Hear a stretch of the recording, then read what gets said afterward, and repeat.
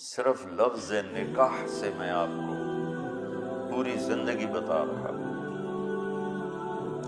نکاح، مریض کو دوا دینا یہاں تک کہ وہ ٹھیک ہو جائے۔ نکاح، بچی گھر چھوڑ کے آئی ہے،